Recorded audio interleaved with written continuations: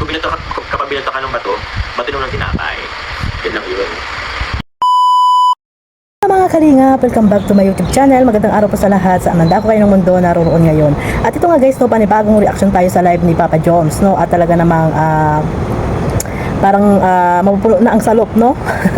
Mapupuno na ang kabaitan ni Papa Joms kapag ang pamilya na po ang pinag-uusapan. Kasi iba na po talaga pag pamilya na ang binabas, di ba, pinapag-usapan. Kasi bakit nga ba pamilya, no, sinasama pa nila sa mga pambabas nila dito kay Papa Joms, eh wala naman pong kasalanan or wala namang, hindi naman po sa social media yung ibang mga kapatid or nanay ni Papa Joms. Bakit nila dinadamay, no? Lalo na po si Anonymous na walang magawa sa buhay.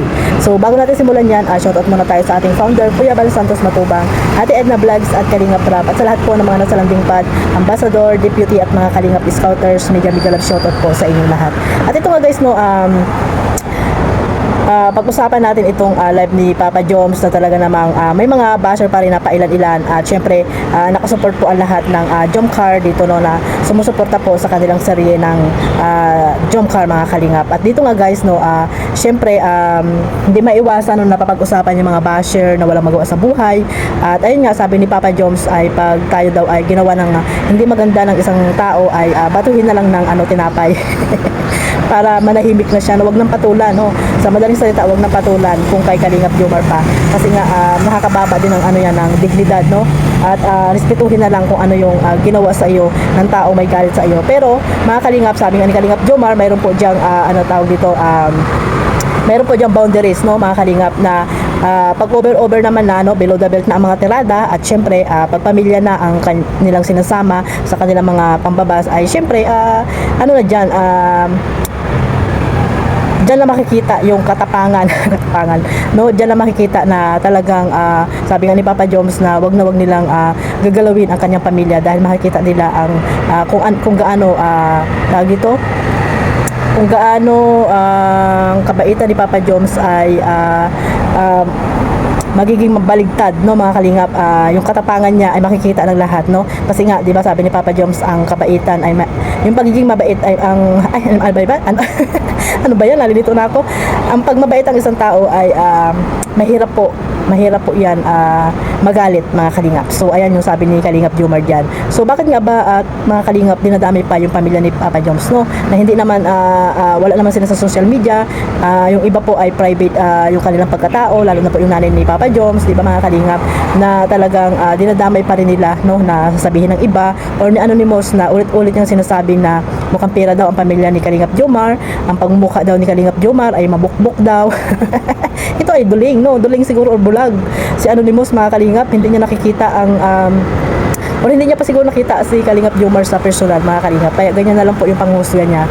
At syempre po, kung may nabibigyan man ng mga sponsor ang pamilya ni Kalingap Jomar, ay wala ka na po doon, wala ka na pakialam doon, kasi yung mga sponsor gustong bigyan din ang nanay ni Kalingap Jomar at yung mga kapatid niya pa, di ba, bigyan ng blessings, kasi nga dapat din naman bigyan, kasi nga gusto nila yung pamilya ni Kalingap Jomar, di ba, mga kalingap. Wala na po tayong pakialam doon, at hindi naman po sila tawag dito humihingi sa mga sponsor na gustong magbigay sa kanila ng tulong. So kung ikaw ay naiinggit, magbigay ka na lang din, no? Huwag kang kuda ng kuda. Mag-share ka na lang din para naman may maganda ka namang ginagawa sa Panginoon, sa paningin ng maraming tao, no? At syempre kay Lord, di ba, mga kalingap.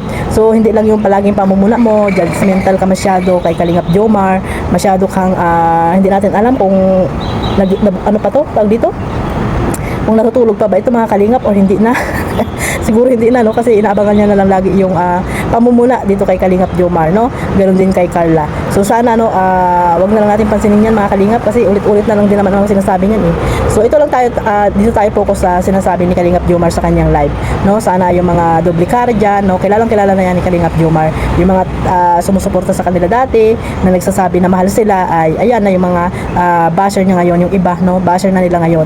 So sana, no, magbubuo na lang kung ano man yung mga ikinagagalit nila dito sa Jomcar, na hindi naman dapat, no, na wala naman dapat silang ikagalit, mga kalingap.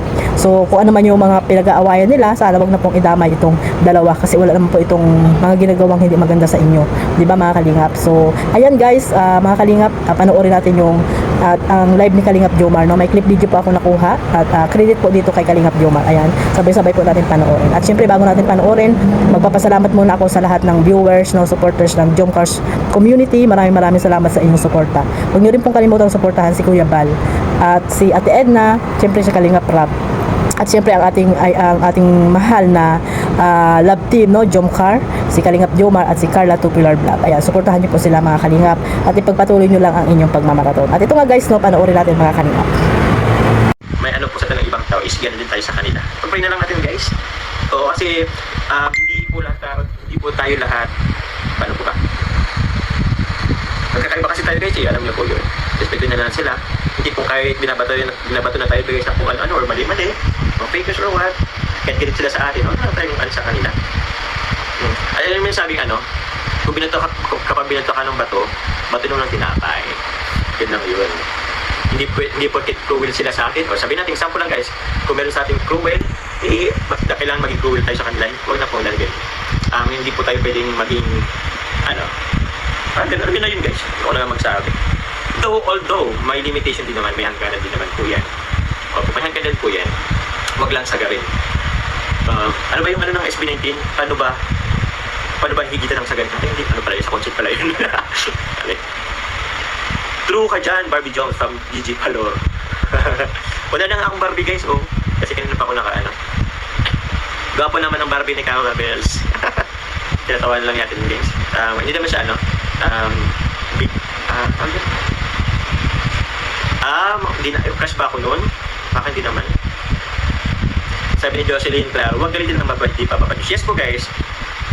Ewan ko dyan guys, observe ko lang guys, yung mga mabait guys, huwag nyo pong sasagalin or huwag nyo pong masyadong maano yan.